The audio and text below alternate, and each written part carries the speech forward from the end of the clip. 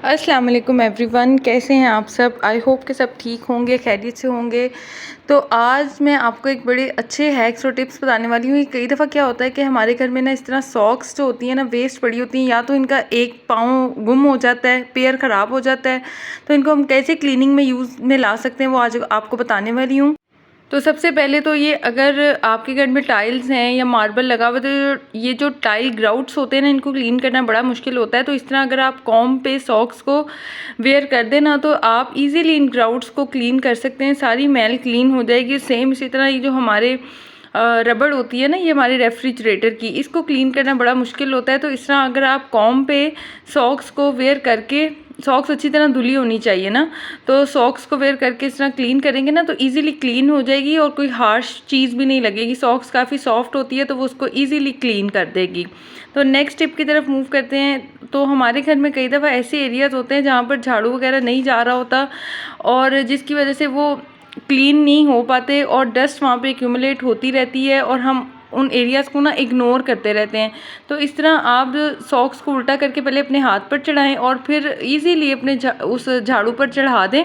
तो आप देखेंगे कि ये जो झाड़ू है ना, आप उस जगह पर इस्तेमाल करें जहाँ पर बहुत ज़्यादा मॉपिंग नहीं होती, डस्ट एक्यूमुलेट होती रहती है।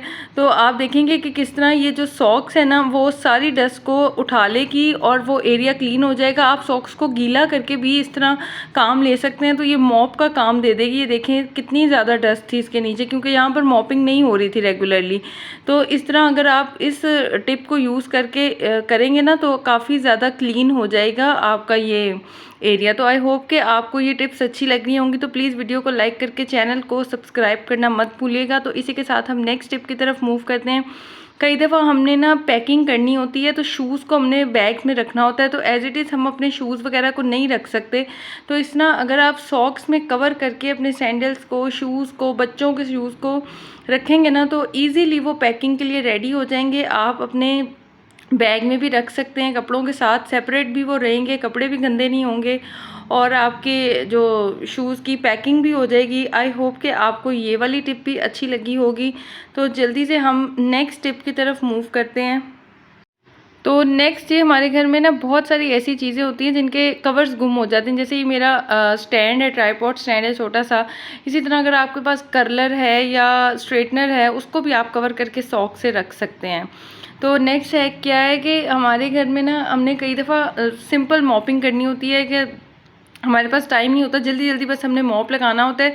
तो उसके लिए अच्छा ऑप्शन ये है कि आप सॉक्स को गीला कर कर ना, पहले आप आराम से उसको ना वाइपर पर चढ़ा लें। आपने दोनों साइड से ना एक पेयर लेना है और आपने वाइपर के दोनों साइड्स में ना वो उसको चढ़ा देना है। एक साइड से एक सॉक्स और दूसरी साइड से दूसरा सॉक।